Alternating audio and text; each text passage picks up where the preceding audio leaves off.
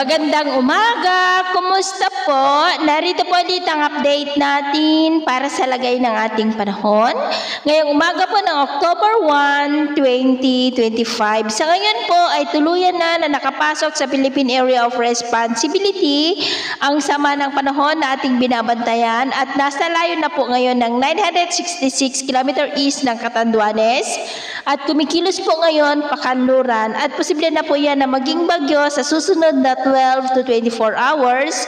At kung pagbabasehan po natin ang sirkulasyon dito sa forecast ay posible po yan na aabot into severe tropical storm category o typhoon category na nagbabanta muli na dadaan sa dinaanan ng dating bagyong Nando sa darating po na Biyernes ng hapon.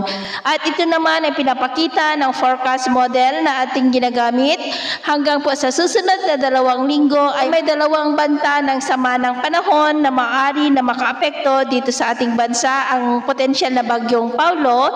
At next week may banta pa ng isa pa na bagyo na maaari na mabuo dyan po sa silangan ng Luzon. At sa lagay ng ating panahon ngayong madaling araw, dahil po sa mga localized thunderstorm ay may mga isolated rain sa ilang bahagi ng Aurora, Bulacan, Metro Manila, Batangas, Marinduque, Catanduanes, Oriental Mindoro, Palawan, silangan ng Bohol, Leyte, Samar Provinces, Surigao del Norte, Basilan, Zamboanga Peninsula, Northern Mindanao, Cotabato at Davao City. At mamaya ay sisikat pa rin ang araw sa malaking bahagi ng bansa pero may tsansa pa rin ng cloudy skies with isolated rain sa ilang bahagi ng Aurora, Bulacan, Metro Manila, Legazpi, Catanduanes, Palawan, ilang bahagi ng Cebu, Tagbilaran, Giwan, Surigao del Norte, Holosulu at Basilan.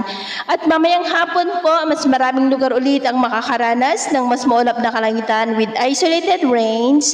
Kaya kung lalabas po tayo sa ating mga tahanan, ugaliin lamang po natin lagi ang magdala ng kahit anong palangga natin sa init ng araw at proteksyon na rin po sa mga biglaang buhos ng ulan.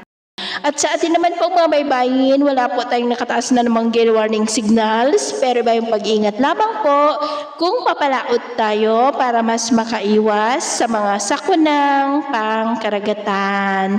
So ito po ang latest update natin sa araw na ito. Ako muli si James na nagsasabing sa kahit na magsubok po na darating sa ating buhay, huwag na huwag po tayong mawawalan ng pag-asa. Thank you and God bless.